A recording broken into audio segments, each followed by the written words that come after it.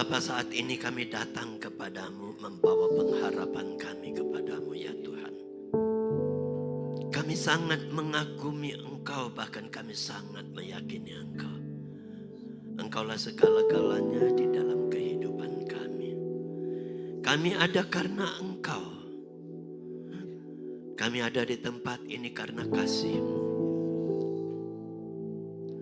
Anak-anak-Mu di sini sangat mengharapkan Engkau, Tuhan.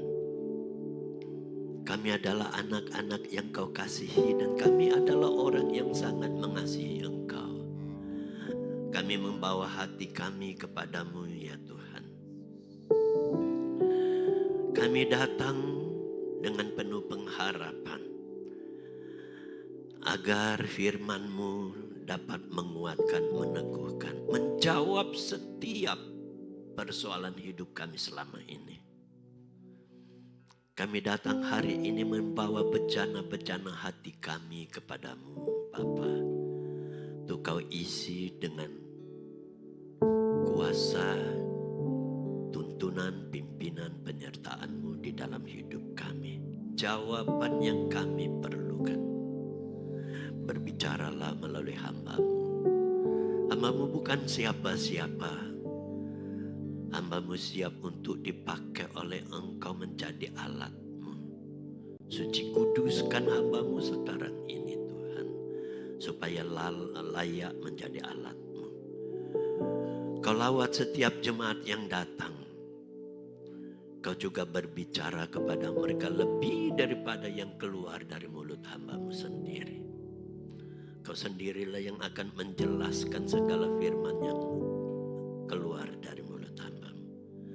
Membuat pengertian yang benar di dalam hati mereka. Hari ini kami mau duduk siap mendengar firman-Mu. Taburan firman itu jatuh di setiap hati yang baik. Firman itu bertumbuh bukan hanya sekedar bertumbuh, tetapi berbuah. Buah yang menjadi matang di dalam hidup kami. Tuhan dapat melihat hidup kami semakin hari semakin berubah. Terima kasih Bapa. Kami mau mendengar firman-Mu saat ini. Kami siapkan hati kami. Dalam nama Tuhan Yesus Kristus. Kami siap mendengar firman-Mu. Haleluya. Semua jemaat yang siap mendengar firman Tuhan sama-sama katakan amin, amin, amin. Puji Tuhan. Silakan duduk. Salam saudara-saudara, selamat pagi. Untuk pertama kalinya saya berdiri di atas mimbar ini. Walaupun beberapa kali saya sudah sering ikut ibadah di tempat ini. Karena saya punya anak tinggal di kota ini. Cucu saya beberapa kali seringkali datang ke kota ini. Jatibarang Brebes ya. Jatibarang Brebes. Saya dari Jakarta. Saya ingin memperkenalkan diri kepada saudara. Saya Pendeta Hans Wisan. Istri 1 tentunya. Anak 3. 1 ada di tengah-tengah saudara di sini. Ada di kota ini. Yang nomor 1, yang nomor 2 masih kuliah di Batu Malang. Yang terakhir ada di Jakarta. Saya terpaksa datang sendiri hari ini. Karena kami berbagi tugas sama ibu. Belum bisa bersama-sama dengan saya datang ke tempat ini. Untuk melayani tempat ini. Maklum hamba Tuhan. Seperti juga ibu gembala sendirian hari pagi ini. Kita seringkali berbagi tugas dalam pelayanan. Saudara, saya berterima kasih kepada Bapak dan Ibu Gembala Saudara telah mengundang saya untuk datang melayani pagi hari ini dan nanti sore di tempat ini. Saya bersyukur ada di tengah-tengah keluarga GBI Duta Kerajaan Allah ya. Di tempat ini kita satu iman di dalam Tuhan. Hari-hari ini kita melihat gereja-gereja sedang merayakan hari kelahiran Yesus, hari kedatangan Yesus. Gereja kita di Jakarta ada di APL Tower atau Central Park ya, Central Park lantai 22. Kalau saudara kebetulan ada di sana hari Minggu, datanglah. Saya undang saudara seluruh jemaat, silahkan datang ke gereja kita. Ibadah jam 10 pagi.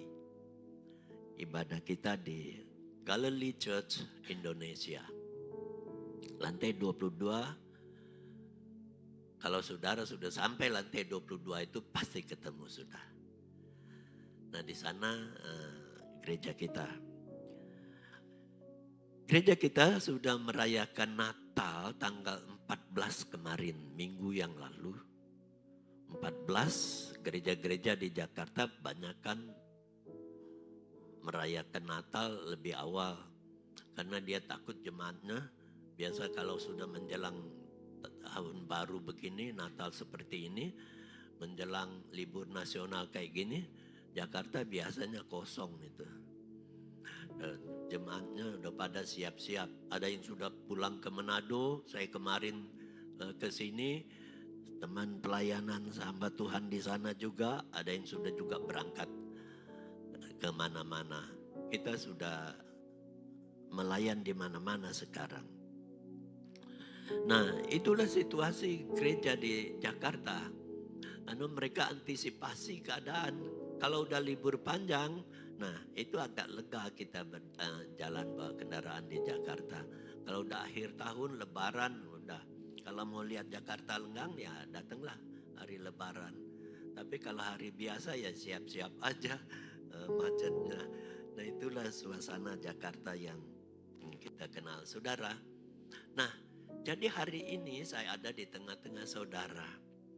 Saudara di tempat ini. Kita akan melihat makna dari kedatangan Yesus. Dari awal Desember sampai nanti Januari itu akan merayakan Natal. Apalagi kalau yang berasal dari pusat-pusat kota orang Kristen itu sudah merayakan Natal itu sepanjang 2 bulan ini. Desember, Januari, nyambung sama tahun baru. Udah rame sekali.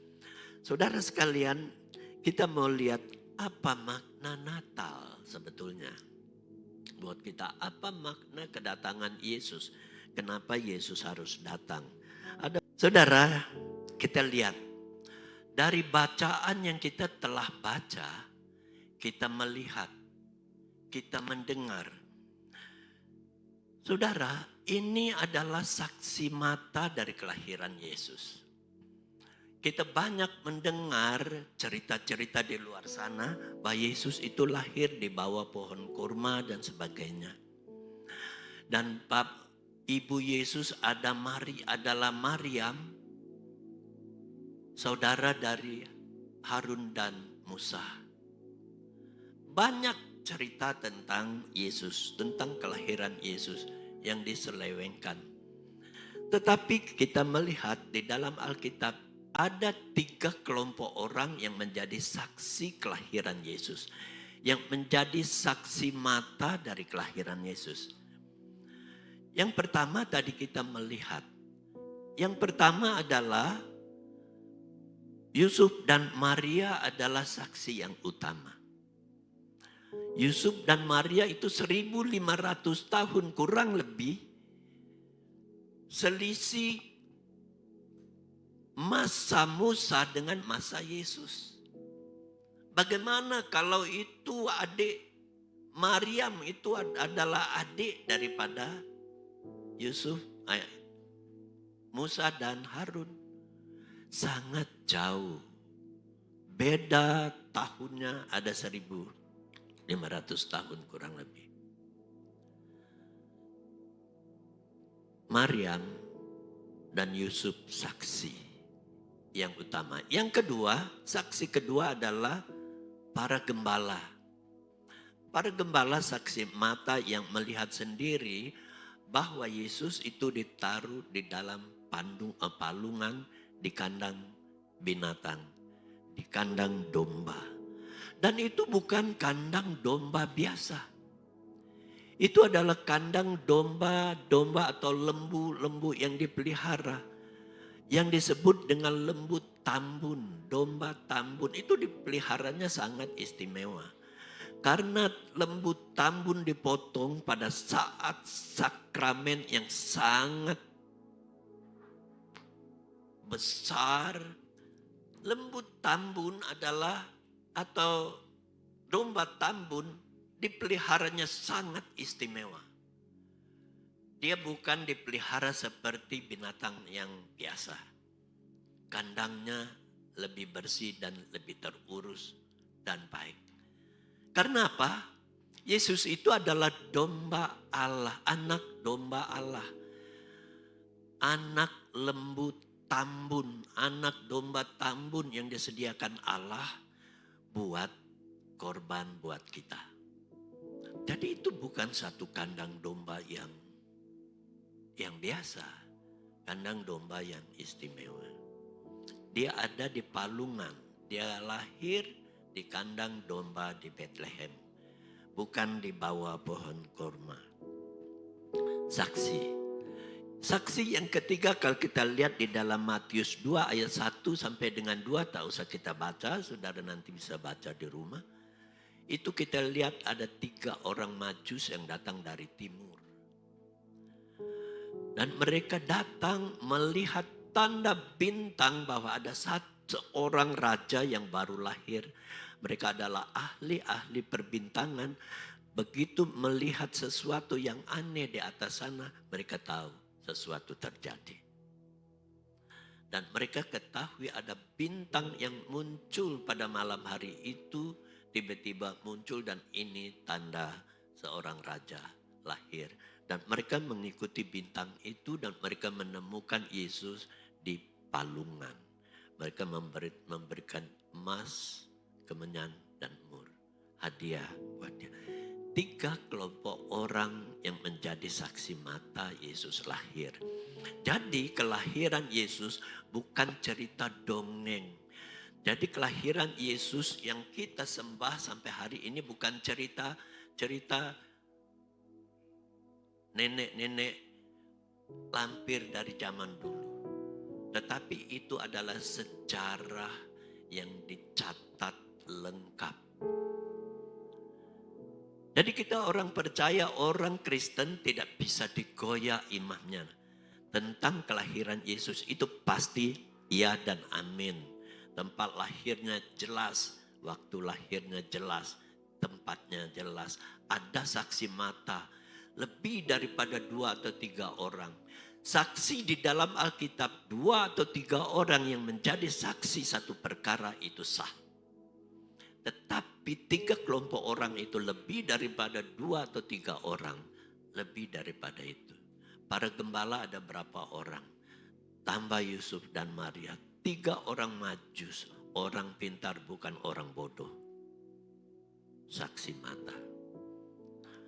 Jadi berarti Yesus itu benar-benar dilahirkan di tempat itu dan jelas sekali punya saksi. Lalu kenapa Yesus mau datang ke dunia? Kenapa Yesus mau? Bisa enggak Yesus tidak mau? Bisa. Dia punya kuasa. Mau-maunya. Dia adalah Allah. Dia adalah Tuhan. Bisa enggak Yesus tidak mau datang? Bisa. Tidak ada yang paksa dia. Karena kita mengetahui di dalam Alkitab Yesus sukarela. Bisa enggak Yesus tidak mau datang? Lalu kenapa dia mau datang turun ke dunia? Kenapa dia mau datang? Lahir sebagai manusia di dunia ini. Karena apa? Karena kasih. Amin. Karena kasih. Allah kita itu adalah Allah yang kasih. Allah kita adalah kasih. Kita diciptakan menurut gambar Allah. Artinya menurut gambar Allah, kita itu diciptakan menurut gambar Allah. Artinya kita itu diciptakan menurut kasih. Jadi kalau saudara mengaku adalah anak-anak Allah, berarti anak-anak kasih. Jadi kita ada ini oleh karena kasih. Kalau saudara menjadi anak-anak Allah adalah anak-anak kasih. Jadi tempat Allah untuk nyatakan kasih itu kepada saudara dan saya. Amin. Jadi kita adalah anak-anak kasih. Oleh sebab itulah Yesus mau datang. Karena dia kasih. Karena kasih, Yohanes pasal 3 ayat 16 katakan, karena begitu besar kasih Allah akan dunia ini. Itu ayat hafalan buat anak sekolah minggu.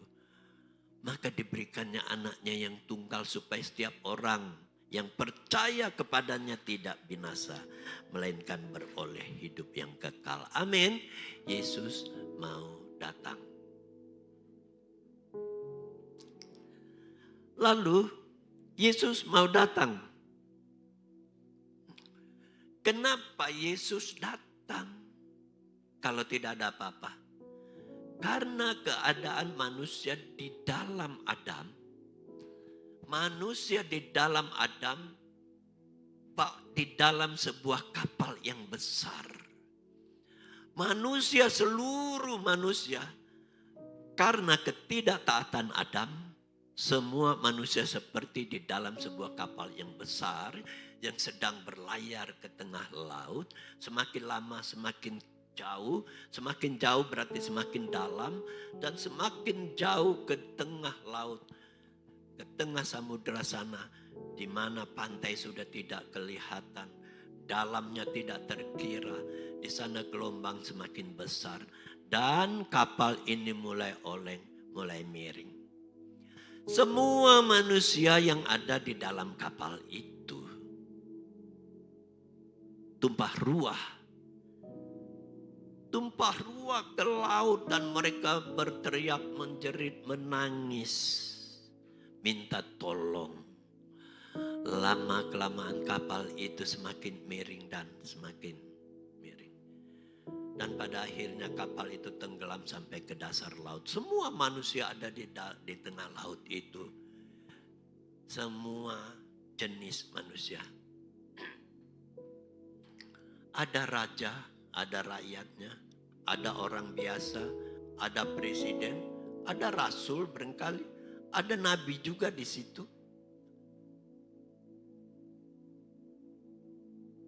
Di sana semua kelas orang, semua pangkat, semua jenis berteriak minta tolong. Siapa yang dapat menolong? Tidak ada yang dapat menolong karena semuanya ada di sana. Semuanya ada terapung di tengah laut itu dan menangis, menjerit, minta tolong. Tolong. Suami tidak bisa menolong istri. Bapak, orang tua, ibu tidak bisa menolong anak-anak, tidak bisa menolong orang tuanya. Raja tidak bisa menolong rakyatnya. Rakyat tidak bisa menolong rajanya. Demikianlah keadaan manusia di dalam Adam. Semuanya yang kaya tiba-tiba menjadi miskin. Tidak ada yang ada padanya. Paling pakaian yang melengket di badannya. Kekayaan tidak bisa menolong dia juga. Posisi kedudukan tidak bisa menolong dia. Pangkatnya tidak bisa menolong dia. Semua manusia menjadi sama rata. Semua dalam keadaan bahaya. Semua dalam keadaan hilang harapan di dalam Adam. Di kejauhan, di tengah malam yang gelap itu, manusia tidak dapat melihat. Mereka teriak dan semakin lama semakin lemah. Di kejauhan ada satu titik terang. Titik terang itu semakin lama semakin membesar, semakin lama membesar. Dan titik terang, dan terang itu berhenti di tengah-tengah kerumunan manusia yang berteriak menjerit minta tolong. Tolong, siapa yang dapat menolong? Yang dapat menolong hanya Tuhan. Amin. Yang dapat menolong hanya Tuhan yang dapat menolong. Tidak ada yang dapat menolong apapun pangkat kita. Rasul, Nabi tidak bisa menolong kita. Tidak bisa memberikan keselamatan itu kepada kita. Hanya Tuhan yang bisa memberikan keselamatan.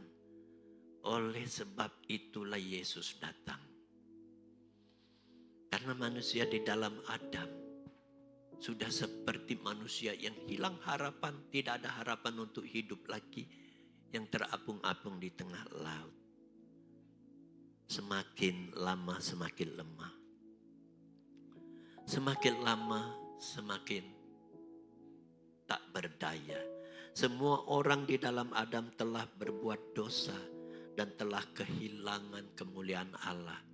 Dan keadaannya seperti itu. Entah siapapun dia. Dari pangkat tertinggi sampai ke pangkat terendah. Oleh sebab itu Yesus mau datang turun menjadi manusia. Tinggalkan kemuliaannya di surga sana. Tinggalkan mahkotanya. Tinggalkan posisinya. Kosongkan dirinya untuk datang menolong. Saudara sekalian.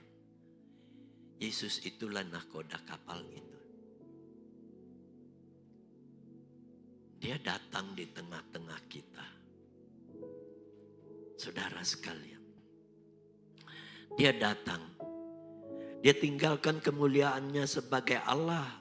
Bukan untuk dilayani tetapi untuk melayani. Menolong dan menyelamatkan manusia yang tidak selamat agar diselamatkan. Allah mau agar kita mengerti dan memahami makna kedatangan Yesus ke dunia ini. Dia mau kita mengerti.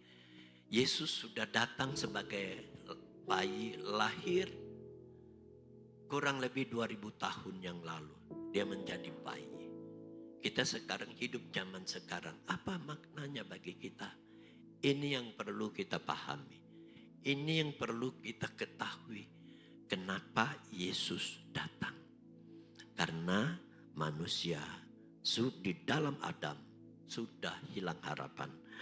Bak manusia yang tumpah ruah ke laut. Tidak ada harapan. Itulah sebabnya Yesus datang. Nah, untuk melihat ini, ada 3 poin utama berikut ini untuk kita dapat melihat makna Yesus datang. Poin yang pertama adalah datang untuk mengambil rupa seorang hamba dan sama dengan manusia. Dia yang Tuhan menjadi manusia agar manusia dapat melihat, mendengar dan mengikuti dia serta melakukan perintahnya. Amin. Jadi saudara, kalau Tuhan itu datang dengan kemuliaannya, dengan posisinya sebagai Tuhan untuk datang menyelamatkan kita, menolong kita, tidak ada satu manusia pun yang dapat bertahan di hadapannya. Karena begitu kudus, karena begitu suci Allah itu. Manusia itu tidak akan bertahan di hadapannya. Oleh sebab itulah Tuhan mengosongkan dirinya. Dia mengosongkan dirinya. Saudara, dia mengosongkan dirinya, apa saja yang ditinggalkannya, apa saja yang dilepaskan pada dirinya. Dia tinggalkan kemuliaannya di surga. Saudara, ingat cerita si bungsu? Di dalam Lukas 15 itu, ayat 11 dan seterusnya. Saudara ingat cerita si bungsu? Ada seorang bapak mempunyai 2 orang anak, sulung dan si bungsu. Guru-guru sekolah minggu pasti tahu ini, anak-anak sekolah minggu pasti tahu ini. Kalau mau lihat itu ada di dalam Lukas 15 ayat 11 dan seterusnya. Cerita 2 orang anak ini terutama si bungsu. Saya mau ke sana dulu supaya ini jelas. Jadi saudara, si bungsu ini minta warisannya kepada bapaknya supaya bapaknya membagi warisan mereka ini dan beri dia punya itu sehingga dia bebas untuk melakukannya. Si bungsu minta warisannya kepada bapaknya dan warisan itu diberikan bapaknya. Karena bapak itu kasih, dia tidak bisa memaksa kita. Karena ada free will di dalam diri kita. Ada keinginan, ada kemauan, ada pilihan pada kita. Lalu bapak memberikan kepada si bungsu. Apa yang dilakukan si bungsu? Si bungsu pergi ke tempat yang jauh dan menghabiskan hartanya bersama-sama dengan teman-temannya berfoya-foya di sana. Singkat cerita habislah hartanya. Dan si bungsu akhirnya menjadi orang yang miskin. Teman-teman yang dulunya banyak selalu ikut dia. Dan akhirnya satu persatu meninggalkan dia. Tidak ada yang bisa bantu dia ketika dia sedang susah seperti itu. Dan makan pun dia tidak bisa lagi.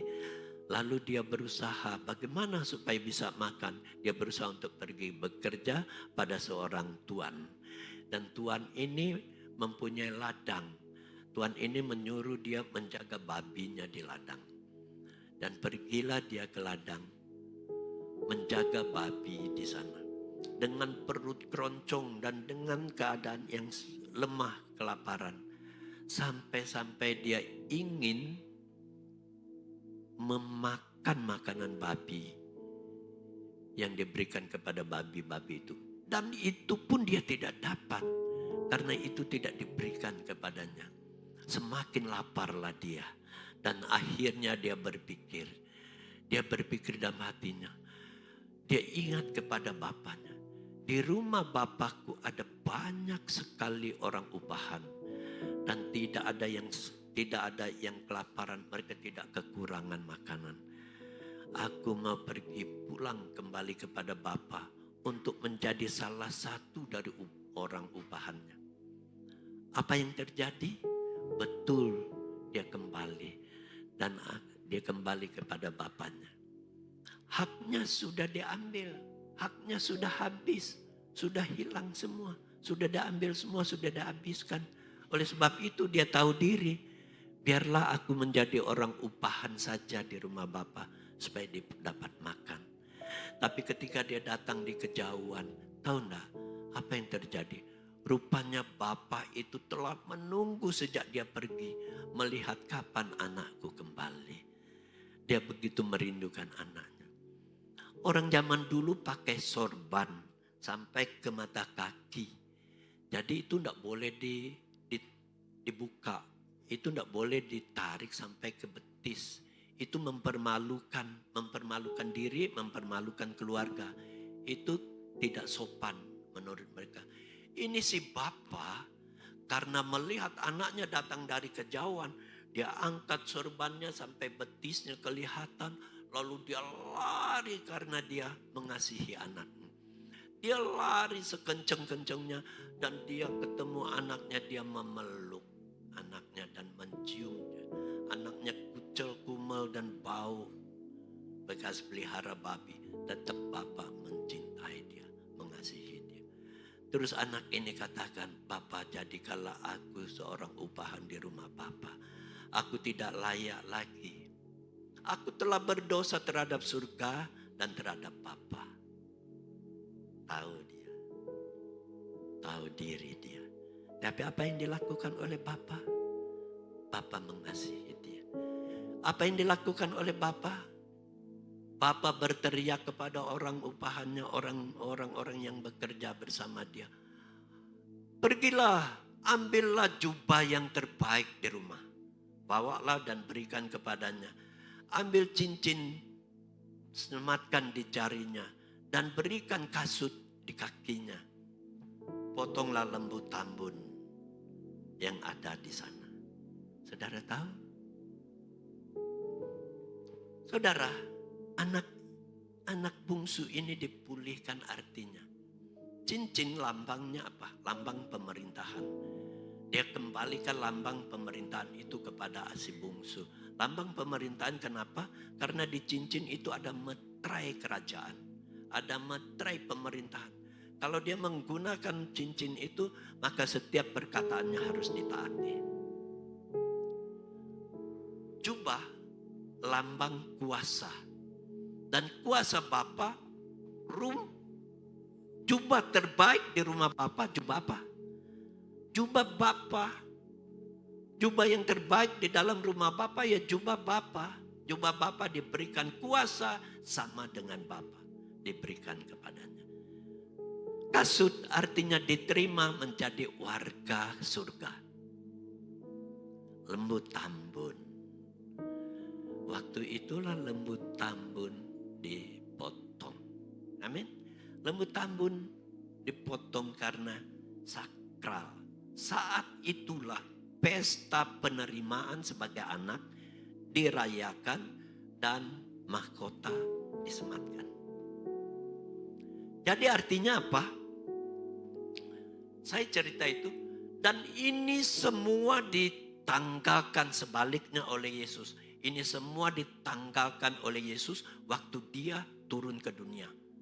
Mahkotanya ditanggalkan, jubahnya ditanggalkan, kasutnya ditanggalkan, cincinnya ditanggalkan, dilepas, ditinggalkan semua. Untuk datang menjadi manusia. Menjadi seorang hamba di dalam firman Tuhan. Menjadi seorang hamba. Kita lihat itu, mari kita baca di dalam Filipi 2 ayat 5 sampai dengan 7. Filipi pasal 2 ayat 5 sampai dengan 7. Saya baca, saudara perhatikan. Hendaklah kamu dalam hidupmu bersama menaruh pikiran dan perasaan yang terdapat juga di dalam Kristus Yesus. Yang walaupun dalam rupa Allah tidak menganggap kesetaraan dengan Allah itu sebagai milik yang harus dipertahankan. Melainkan telah mengosongkan dirinya sendiri dan mengambil rupa seorang hamba dan menjadi sama dengan manusia. Inilah keadaan Yesus waktu dia turun ke dunia. Menjadi seorang hamba. Dalam bahasa aslinya doulos. Jadi hamba doulos ini ada berapa tingkat hamba atau budak zaman dulu. Budak yang paling baik posisinya adalah budak yang melayani di dalam rumah, melayani meja atau makan di dalam rumah. Itu budak yang paling baik posisinya. Budak yang paling rendah tingkatannya adalah budak doulos yang mencuci kaki yang duduk di depan pintu. Dia duduk di depan pintu siap mencuci kaki setiap orang yang mau masuk ke dalam rumah. Dia mencuci kaki. Rata-rata budak seperti ini cacat. Kadang buta sebelah matanya. Kadang pincang jalannya. Kadang jarinya banyak yang cacat. Tangannya patah. Budak yang seperti ini yang duduk, yang mencuci kaki orang. Karena apa? Karena ketika orang yang dicuci kakinya itu tidak terima, tidak suka hasil kerjaan, dia akan menendang dia. Dia akan terjang atau dia injak tangannya atau apapun dia bisa lakukan terhadap budak seperti ini. Yesus ambil posisi budak terendah, manusia terendah dengan mencuci kaki murid-muridnya. Betapa rendahnya posisi Yesus ambil. Bukan manusia biasa, tapi di level hamba terendah. Saudara, siapa saudara? Siapa kita? Artinya, Yesus bukan hanya buat orang kaya, buat orang yang berpangkat, tidak. Dari level terendah Yesus datang buat kita semua. Amin. Dan Yesus Yesus itu melakukan semuanya buat kita. Matius 20 ayat 28 katakan begini. Sama seperti anak manusia datang bukan untuk dilayani. Bukan untuk dilayani. Melainkan untuk melayani. Ini menunjukkan tingkatannya dia. Dan untuk memberikan nyawanya. Menjadi tebusan bagi banyak orang. Makna Yesus datang. Dia mau meninggalkan tempat. Dia meninggalkan surga. Dia tanggalkan segala kemewahannya. Segala posisi yang baik. Lebih rendah daripada kita enggak? Yesus datang lebih rendah daripada kita. Terkadang kita mau dilayani. Dia datang untuk melayani. Dalam mempelajari firman kita juga harus melihat. Memegang teguh berapa hal. Hanya 2 yang kita perlukan di dalam belajar firman menjadi orang yang percaya. Yaitu melihat 1, janji Allah. Yang kedua adalah perintah Allah. Kalau janji Allah, itu urusan Allah, urusan Tuhan yang lakukan buat kita untuk menggenapi setiap janji-janji yang Dia berikan. Dia yang lakukan. Tetapi kalau perintah, itu tanggung jawab kita. Jadi kita harus bisa membedakan. Kalau perintah Allah, perintah Tuhan, itu wajib kita lakukan. Kita lihat Adam. Tuhan berkata apa kepadanya? Semua pohon di dalam taman ini kamu boleh makan buahnya. Tetapi cuma 1 itu jangan. Berapa juta, berapa miliar pohon di dalam taman itu begitu banyaknya. Cuma 1 itu. Tuhan, jangan kamu makan, jangan. Pada saat kamu makan, kamu akan mati. Pada hari kamu memakannya, kamu akan mati. Jangan. Adam tidak taat. Itu perintah bukan? Itu perintah bukan? Jangan. Adam tidak taat. Tapi beda dengan Yesus. Yesus mau datang untuk kita taat melakukan. Kita yang tidak taat ini, Yesus lakukan dengan taat. Untuk siapa? Untuk kita. Ketaatan Yesus itu untuk siapa? Untuk kita. Dia yang melakukan semuanya dengan taat. Janji Allah adalah tugas Allah untuk melakukan. Perintahnya adalah tugas kita. Oleh sebab itu Yesus harus menjadi manusia untuk melakukan perintah Allah itu untuk kita. Amin. Ada amin. Beruntung enggak kita orang-orang yang hidup di zaman perjanjian baru ini? Beruntung enggak kita? Yesus banyak melakukan untuk kita. Luar biasa. Itu poin yang pertama. Kita melihat Yesus mau datang untuk kita, untuk melakukan untuk kita. Poin yang kedua, mari kita lihat. Datang untuk membayar lunas hutang di kayu salib. Makna yang kedua. Datang untuk membayar lunas hutang di kayu salib. Filipi 2 ayat 8. Dan dalam keadaan sebagai manusia, ia telah merendahkan dirinya dan taat sampai mati, bahkan sampai mati di kayu salib. Taat dia tetap taat. Bayangkan kalau Yesus tidak taat. Melakukan itu untuk kita. Nasib kita sama lagi dengan Adam. Betul, ketika kita melihat langkah pertama Yesus mulai dari baptisannya di Sungai Yordan. Lalu datang suara dari surga, katakan apa? Inilah anakku, kepadanya lah aku berkenan, dengarkanlah dia. Dengarkanlah dia. Perintah bukan? Perintah bukan?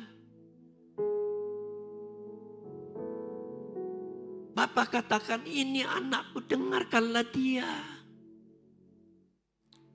Dengar semua perintahnya. Roh Kudus membawa dia ke padang gurun. 40 hari dia tidak makan. Iblis yang sama, yang waktu yang menjatuhkan Adam datang mencobai dia lagi soal makanan lagi. Betul tidak? Datang lagi.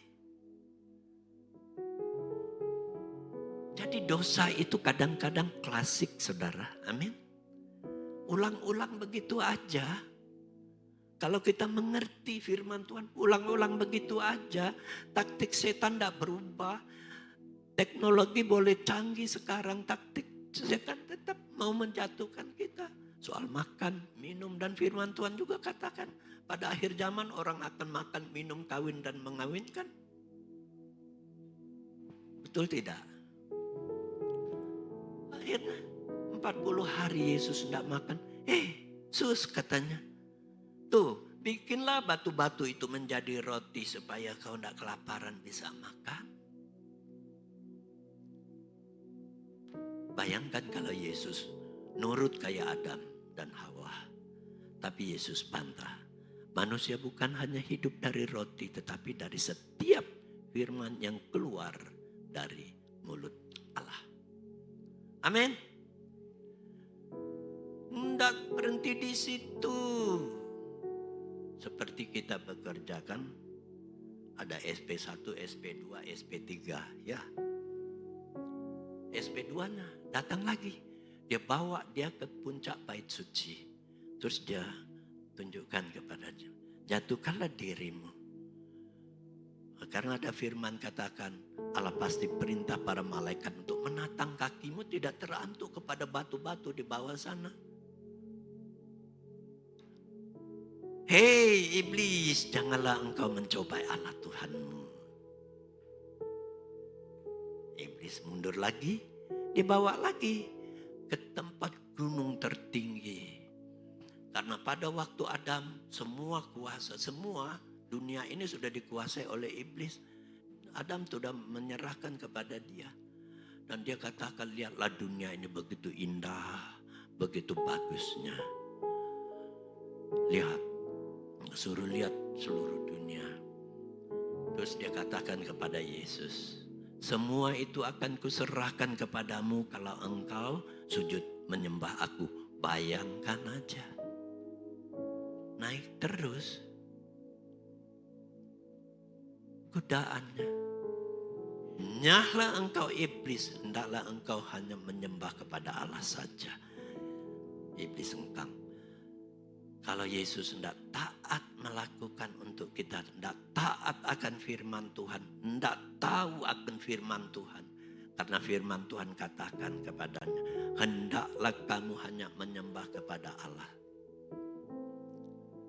Kita hari ini sama saja waktu zaman Adam. Saudaraku yang kekasih, Yesus dicobai begitu rupa.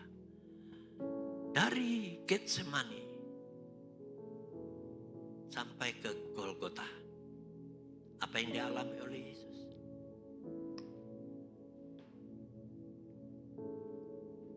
Makna apa yang kita dapat? Saudara, dari Getsemani, di Getsemani Yesus katakan apa?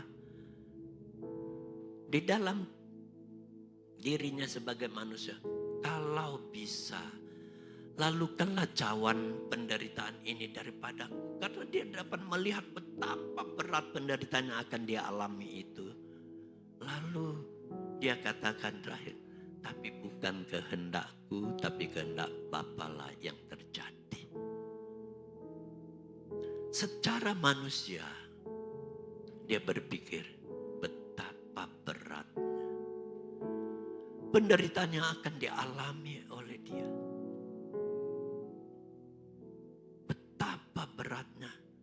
Tidak mungkin kelihatannya. Tapi biarlah bukan kehendakku, tapi kehendak Bapa lah yang jadi. Tapi kehendak Bapa yang jadi, amin. Jadi Yesus menerima itu semua. Saudara, ketika dia dibawa dari Getsemani, dia menghadap 6 kali persidangan yang tidak adil. Yesus itu satu-satunya orang di dunia yang diadili tanpa pembela hukum. Yesus itu satu-satunya orang yang dihukum tanpa salah.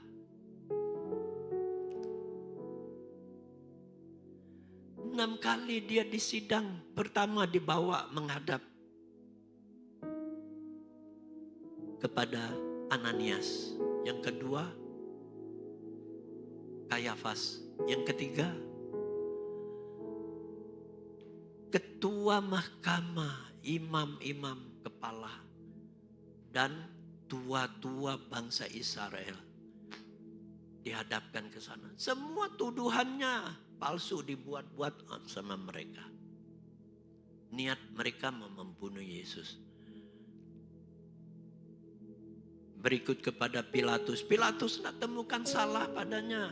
Dia tidak sanggup menangannya. Disuruh kepada Raja Herodes. Bawa ke Raja Herodes.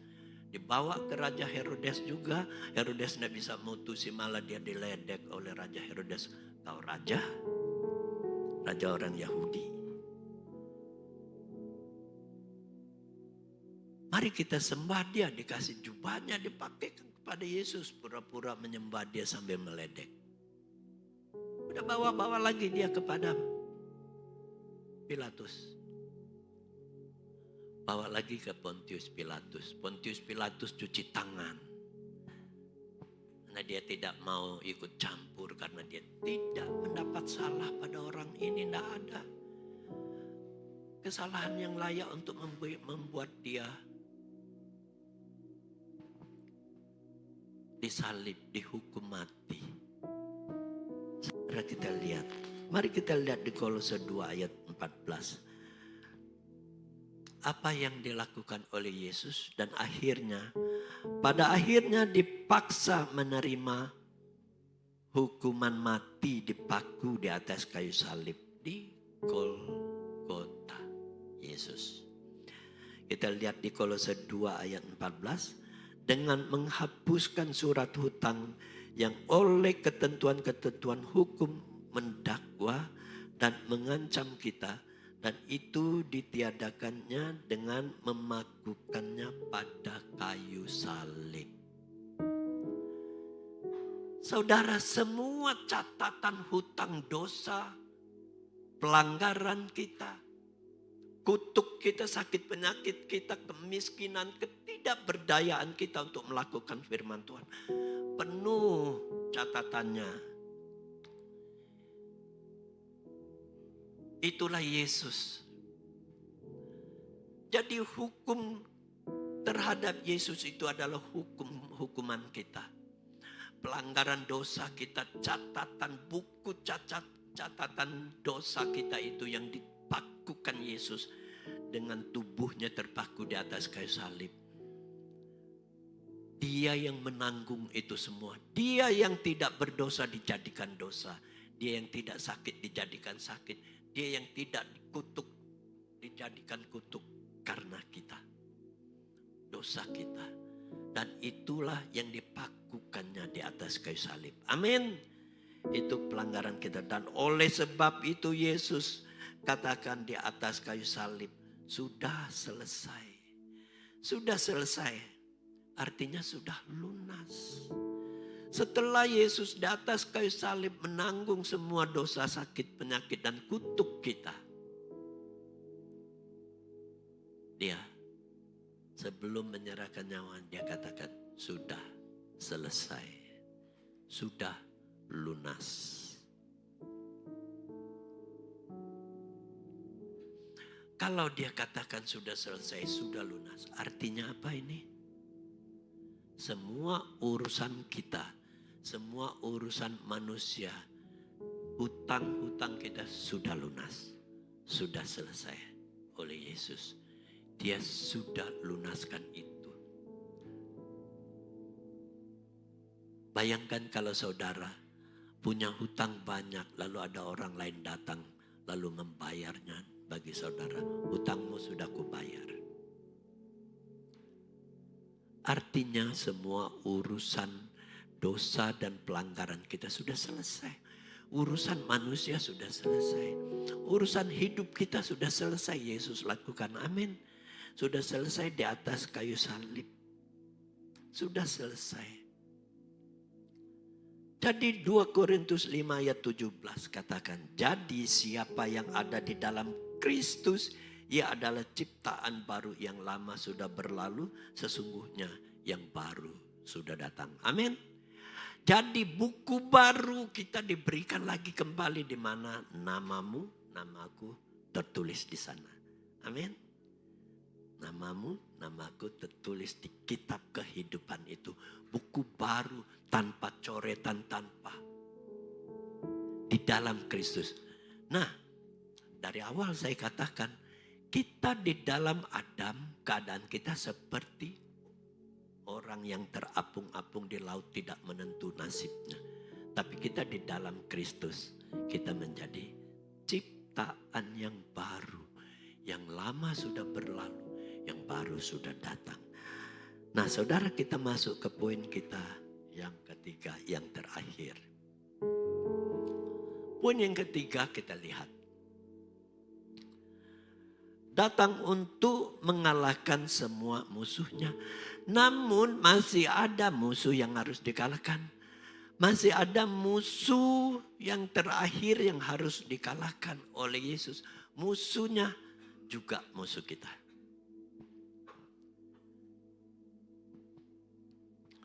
Nah ini penting. Belum selesai. Soal hidup kita sudah selesai. Tapi satu ini, musuh ini belum dikalahkan. Ada satu janji Tuhan yang harus digenapi. Yaitu di dalam Kejadian 3 ayat 15. Di mana Allah ketika Adam dan Hawa jatuh dalam dosa, Allah sidangkan mereka. Hai Adam, kenapa kau makan buah itu? Kata Allah kepadanya. Itu perempuan yang kasih kepada saya. Maka saya makan. Dia bilang, perempuan, kenapa kau makan buah itu? Itu setan itu yang memberikannya kepada saya. Akhirnya terbuka. Ada 3 oknum yang disidang oleh Allah pada waktu itu. Maka Tuhan katakan, ringkas saja saya mau jelas. Tuhan katakan, keturunan perempuan ini akan meremukkan kepalamu. Dan engkau akan meremukkan tumitnya. Artinya perempuan ini akan melahirkan keturunan. Amin. Dan janji itu, benang merah itu terjadi. Bukankah Maria melahirkan Yesus itu? Dia seorang anak darah, dia masih gadis. Keturunan perempuan itu adalah Yesus yang dilahirkan oleh Maria. Kenapa tidak bilang keturunan Adam? Keturunan perempuan itu. Karena tidak ada benih laki-laki di sana.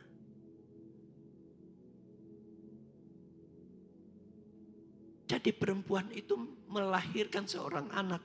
Dia mengandung dari Roh Kudus. Tidak ada benih laki-laki di sana, tidak ada benih Adam.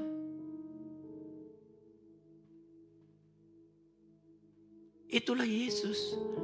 Nah, ini harus dibereskan. Artinya tugas yang harus diselesaikan terakhir. Kita baca satu ayat.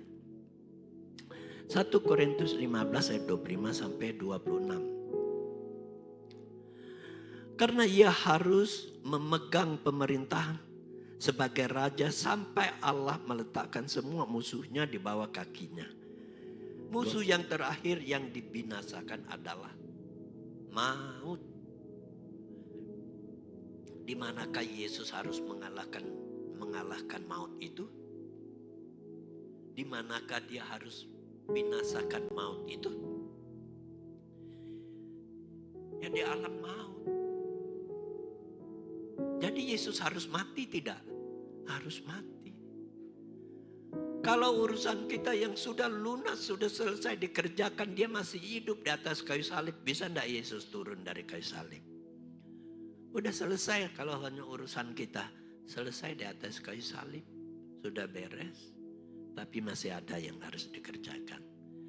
Karena dia harus mati.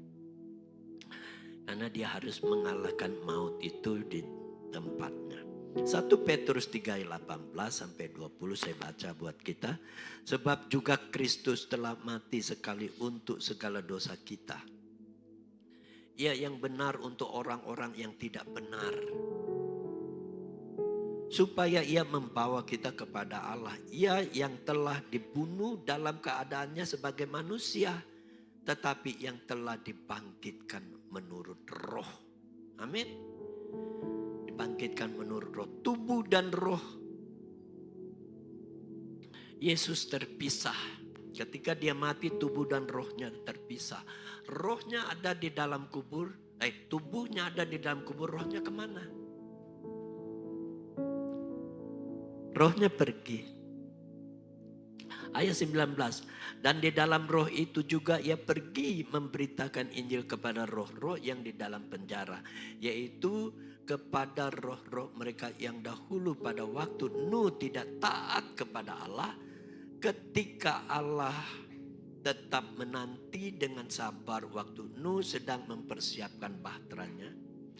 Di mana hanya sedikit yaitu 8 orang yang diselamatkan oleh air bah itu. Jadi Yesus pergi ke sana. Ketika Nuh mempersiapkan bahteranya, Nuh diperintahkan, beritakanlah kepada semua manusia. Karena manusia pada waktu itu semuanya sudah berbuat dosa. Semuanya memuakkan hati Allah. Allah muak lihat dosa manusia sudah waktu itu. Lalu ia ingin menghabiskan manusia pada waktu itu. Tetapi ternyata masih ada satu orang yang taat kepada Allah, itu Nuh. Baiklah, jadi walaupun satu orang itu dia tidak akan membinasakannya bersama-sama dengan orang dosa, dia tetap memegang Nuh. Dan akhirnya apa yang terjadi? Nuh diperintahkan buatlah bahtera. Dan kau kasih tahu kepada mereka supaya mereka bertobat dan mereka masuk ke dalam bahteramu. Beritakan kepada mereka Allah akan turunkan air bah dan kamu siap-siap, semua akan lenyap. Jadi yang mau selamat silakan masuk ke bahtera. Apa yang terjadi? Mereka malah mentertawakan Nuh. Mereka ketawain Nuh, kamu bikin bahtera begitu besar di atas gunung, bagaimana mau nurunin nanti? Mana mungkin? Wah, gila Nuh. Mereka melihat Nuh sudah seperti apa. Tapi masih ada hasilnya. Yang bertobat siapa? 3 orang anaknya, 3 orang mantunya. Dan 8 orang.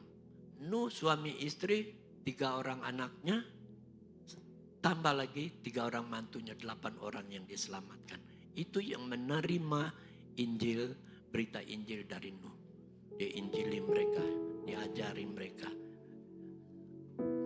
8 orang itu selamat, semua yang lainnya binasa. Nah itulah firman Tuhan katakan. Tapi mereka tahu katanya sang juru selamat akan datang. Mesias akan datang menolong kita. Mana? Dari sejak zaman dulu sampai sekarang belum datang juga. Mereka menanti sampai mereka habis lenyap mati semua sejak zaman Nuh. Menanti Mesias datang. Oleh sebab itu Yesus datang ke sana. Ini aku memberitakan kepada ini aku. Akulah Mesias yang kamu tunggu, yang kamu dengar dari dulu akan datang. Sekarang aku datang kepadamu. Itulah makanya firman Tuhan katakan Yesus itu bukan hanya untuk orang hidup, juga untuk orang mati. Amin. Makanya ketika Yesus mati di atas kayu salib, dia pergi ke alam maut. Firman Tuhan katakan ada kubur-kubur yang terbuka. Saudaraku, Yesus lengkap mengerjakan. Dan dia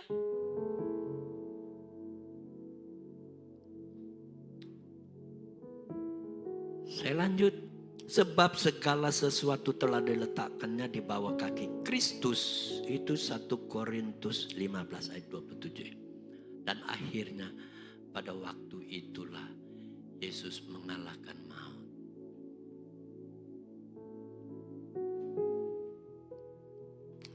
Artinya adalah maut sudah dikalahkan dan iblis sudah dihancur remukkan kepalanya di dalam kerajaannya sendiri. Ia telah melucuti pemerintah-pemerintah dan penguasa-penguasa dan menjadikan mereka tontonan umum dalam kemenangannya atas mereka. Kolose 2 ayat 15. Maut telah ditelan dalam kemenangan dan Yesus berkata kepada maut, "Hai maut, di manakah kemenanganmu? Hai maut, di manakah sengatmu?" Sengat maut itu adalah dosa. Sesudah itu Yesus bangkit dari antara orang mati dengan membawa bukti kemenangannya dan mengatakannya kepada Rasul Yohanes. Ada bukti kebangkitan dan kemenangannya. Yesus bangkit menjadi pemenang. Dia katakan kepada Rasul Yohanes dan menulis wahyu. Dia melihat Yesus. Ketika ini Rasul Yohanes katakan, ketika aku melihat dia, tersungkurlah aku di depan kakinya. Sama seperti orang yang mati, tetapi ia meletakkan tangan kanannya di atas kepalaku, di atasku, lalu berkata, "Jangan takut. Aku adalah yang awal dan yang akhir dan yang hidup. Aku telah mati, namun lihatlah aku hidup sampai selama-lamanya. Dan aku memegang apa? Segala kunci maut dan kerajaan maut." Segala kunci maut dan kerajaan maut. Setelah dia lucuti maut itu dan kunci maut dan kerajaan maut itu, kuncinya ada di tangan. Oleh sebab itu, kita orang percaya, kita percaya kepada Yesus, kita percaya kita masuk surga. Dan bukan hanya itu, saya lanjut.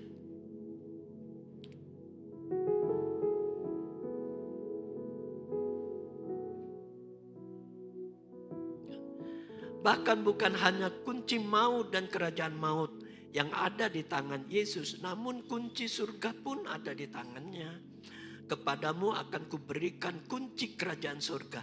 Apa yang kau ikat di dunia ini akan terikat di surga. Apa yang kau lepaskan di dunia ini akan terlepas di surga. Jadi perhatikan baik-baik. Setelah Yesus menyaksikan semua janji dan tugasnya dengan sempurna untuk kita, sebelum dia naik ke surga, dia juga meninggalkan perintah. Jadi saudara, kalau kunci maut dan kerajaan maut ada di tangannya, kunci surga ada di tangannya, dia berkuasa enggak?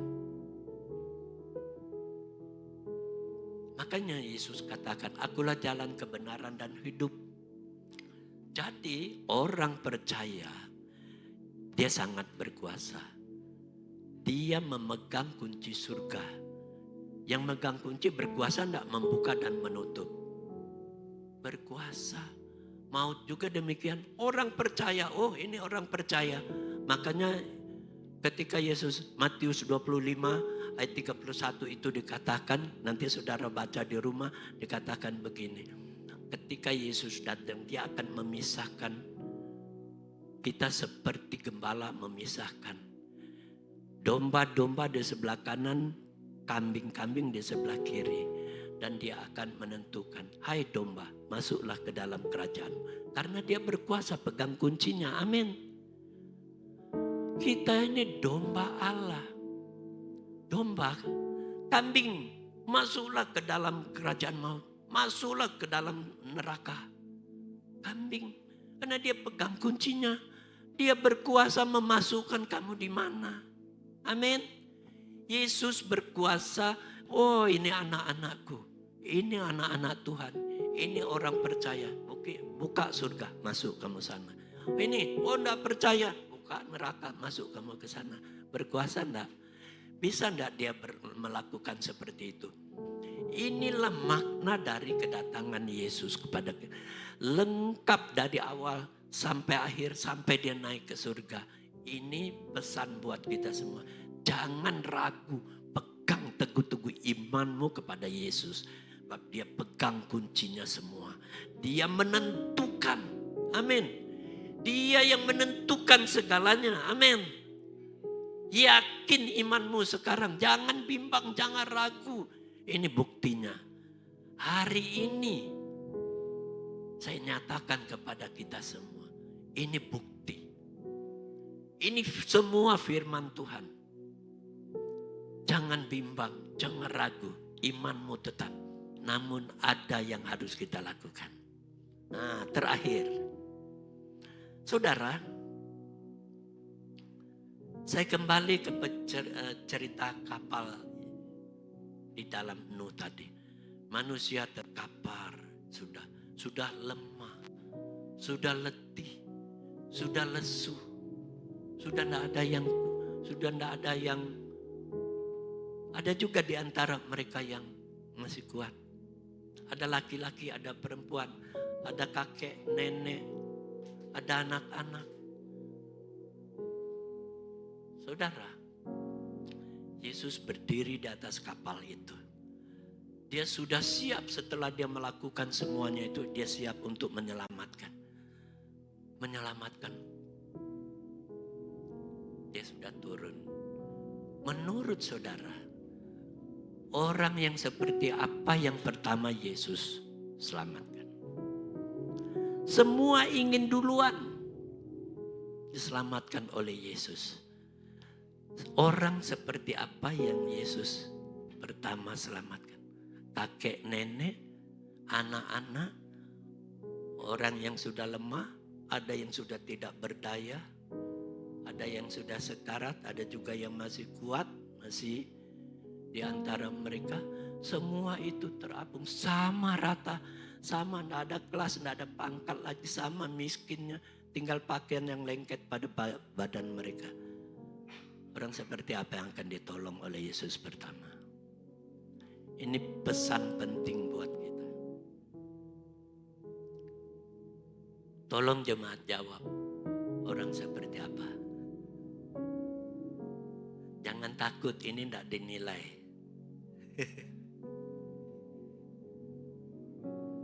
Orang seperti apa? Orang lemah, oma, opa? Yang berseru, yang memanggil, oke, bagus. Siapa lagi? Ayo, sebelah sini. Orang seperti apa yang akan ditolong duluan? Yang sudah sekarat, tidak berdaya? Atau anak-anak lah, kakek nenek?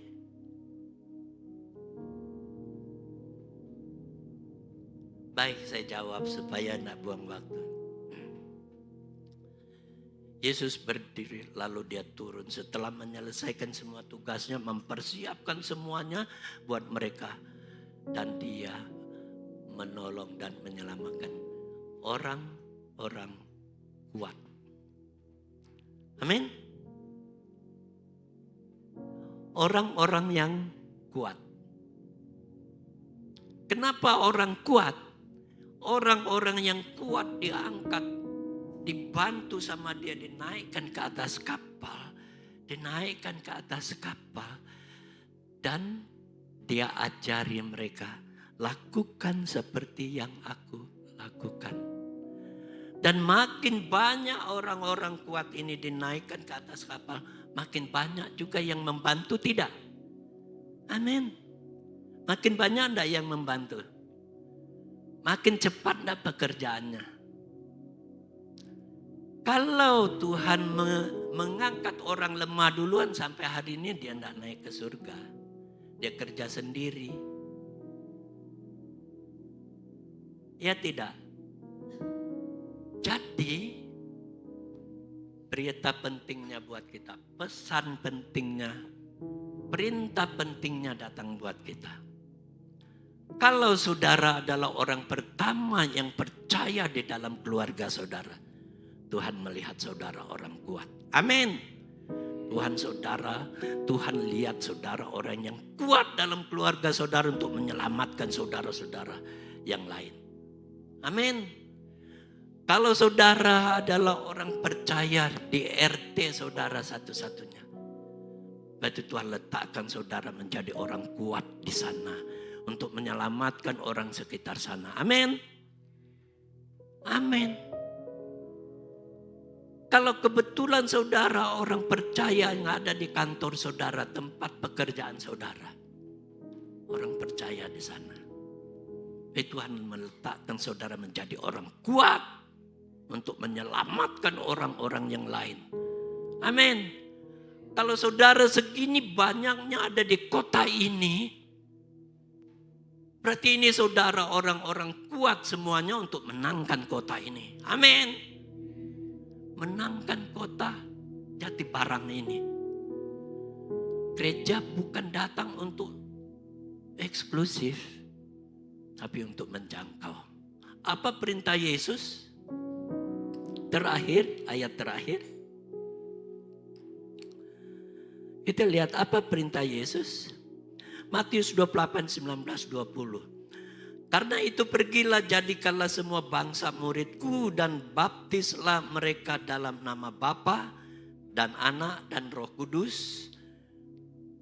Dan ajarlah mereka melakukan segala sesuatu yang telah kuperintahkan. Perintahkan kepadamu, dan ketahuilah aku menyertai kamu senantiasa sampai pada akhir zaman.